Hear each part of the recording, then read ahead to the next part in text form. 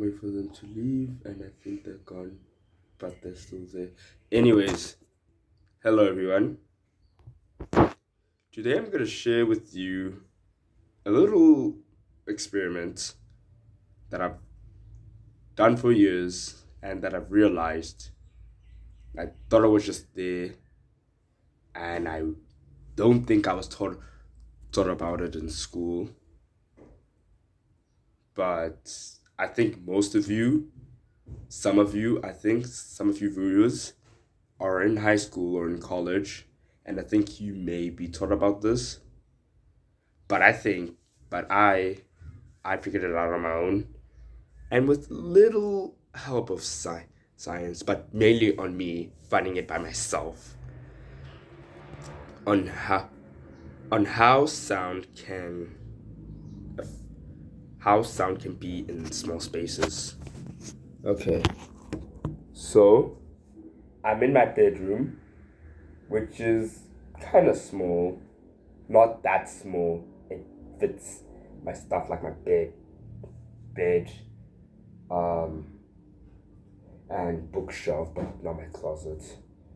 Anyways, so notice when you clap your hands, you can produce sound in a wide range environment like the park.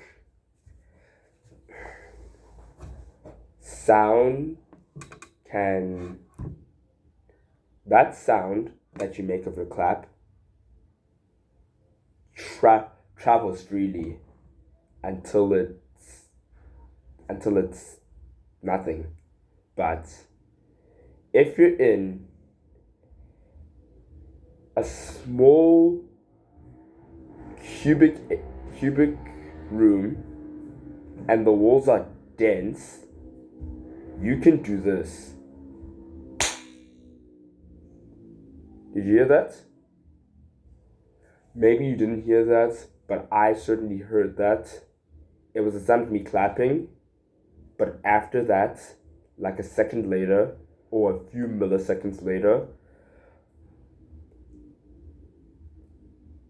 that sound was heard again, but almost like a ringing, springing sound. So, in my own hypothesis, when you're in a slightly compact, a slightly a cubic in a cubic room, and the walls are dense, when you clap, the sound has limited space to travel. So the sound can ricochet from the walls and back until it's gone. In comparison to when you're in a park, when you clap your hands, it just makes a sound, but the after sound, which was that springing, ringing sound, it's not there. So that's my hypothesis.